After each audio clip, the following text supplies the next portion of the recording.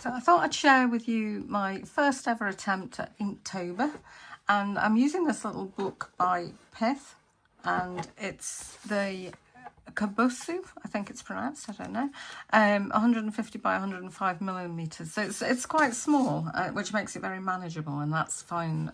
Now I'm trying Inktober for the first time because I'm not over keen on drawing with ink, and so I thought it would be good practice for me to do quick drawings rendered with some hatching and stipple and things like that, and different tonal techniques using ink that I wouldn't normally use. So I started off with this fly agaric, the Amanita, which is growing near to home, and I was going to participate in the well, I am participating in the Botanical Art Society of Singapore's Inktober 2025, which they have a prompt list. But when I started late, which is typical because I never know what's going on. So I started with the wrong thing, and they have a prompt list, which this wasn't on the prompt list at this point. So anyway, I started with that. Doesn't matter. It was a drawing. It's a start. So and then I followed their list that they have. And the first one that I did was the root. And so I went out at night and dug this up at night with a torch out of a plant pot and drew it straight away. And it took about 35 minutes, which is quite quick. So it was a line drawing with a little bit of hatching, and there was a lot of soil on the root as well. So it was quite fun to do, and I like dandelions anyway. So that was my first real part of the project with the Singapore Society, which they share with each other and on social media. Then the Hart's Tongue Fern, you can see I use quite a lot of hatching, fine hatching. And that's how I kind of prefer to work with ink, I think, rather than, I don't like doing stipple. I really don't like it at all. It's so tedious for me, but I know people make really beautiful illustrations with it, but that's not kind of my own approach. But I do some stipple, as you'll see later. So this is my first week of it I'm showing you here. And so that was fairly easy to do. Again, about half an hour or so. Then the next one, so that was Ferns. The next one was the bud, was the prompt. So I did some Dahlia buds, which are strange things really. They look like little pumpkins that are about to fly away with helicopter blades to me. So I quite like the look of them, so I did them, and they're quite dark. So that was nice to do the sort of hatching long lines really is what I've used in all of this on the stem. Everything really, it's long lines.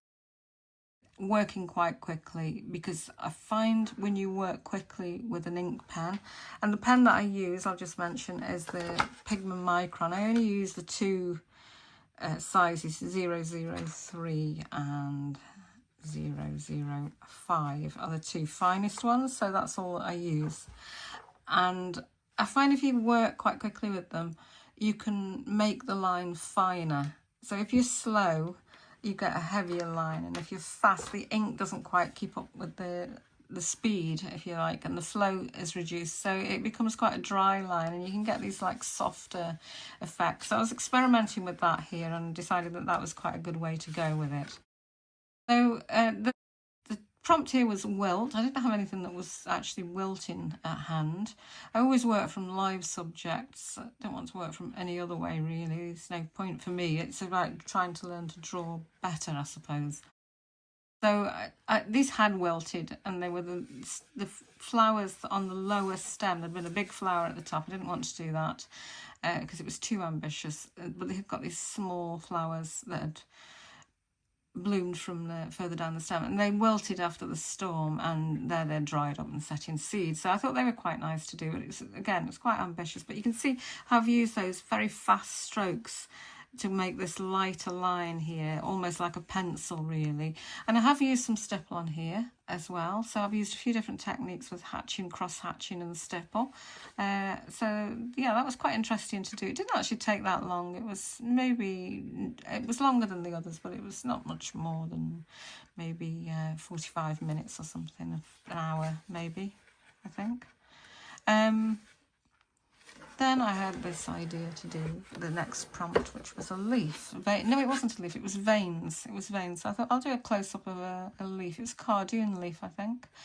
And it was quite dishevelled looking, but I quite like that, with chunks out of it and what have you. So I drew just the veins, and then thought, well, it would be nice to hatch on some shading, which I started doing here. Again, very fast, quick approach with it, and get these really light tones if you do that, and spreading them out more. But you can alter that pressure by speed really with an ink pen, I found. And so I ran out of time with that. It was really over ambitious, but I quite like the idea that it's left half finished, because it shows clearly the venation structure and the tonal value on the other side, which is, it was quite fun to do. I enjoyed doing that. Then I moved on to the next one, which was moss, and it's a bit of a mossy mess. This one, I don't know much about mosses, to be honest, and so I found this in the border in the garden, stuck it in a tub and dragged it into the studio, and it's really a case of, it's a lot of negative space. So sort of plot out the main kind of stems and then work in between in that kind of negative space with varying degrees of shading, filling in and building up gradually. And you know, it kind of comes together eventually. You think, oh, this is never going to work, but yeah, it does. I got these kind of spore things sprouting, and I did I can't really call it a detail, but I did an individual one. It's not terribly detailed, and none of these are terribly detailed because they're done at quite a speed really. So that's my first week of Inktober, and I've just today started the next one, which is leaves, and I have actually ventured into the stipple here, which is quite enough stipple for a lifetime for me, so I've moved back to hatching on this one.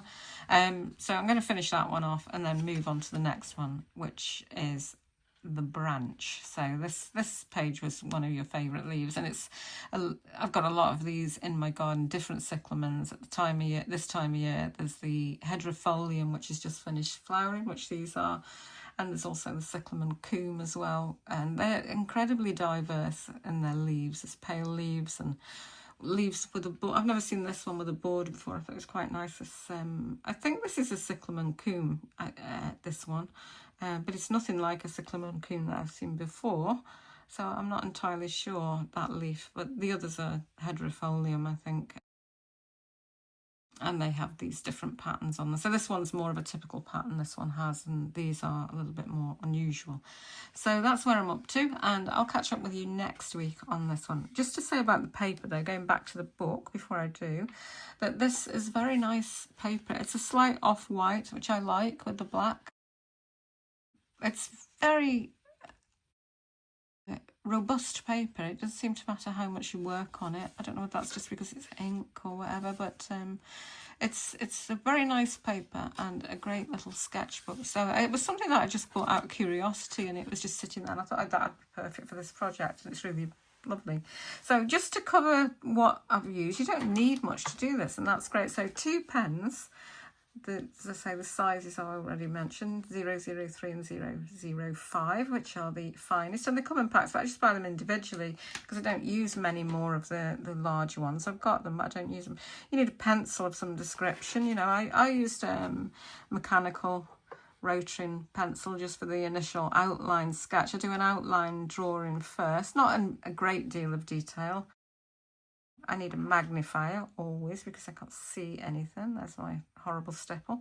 And some dividers for measuring. A hand lens for things like the moss, and putty eraser. That's it. So it's, if you want to get into drawing, I suppose it's a very simple way of getting started, and it's quite good to have the motivation of being involved in something on a larger scale where people are drawing different things, and a lot of art societies have their own version with different prompts. Inktober has its own prompt list of different subjects, but being a botanical artist, I don't really want to do different subjects. So the Botanical Art Society Singapore had their version, which I'm a member of, and it's just been really good to share these with other members of the society as well, which keeps everybody motivated really. So I'll catch up with you next week, as I said, and see what I've done with ink next week.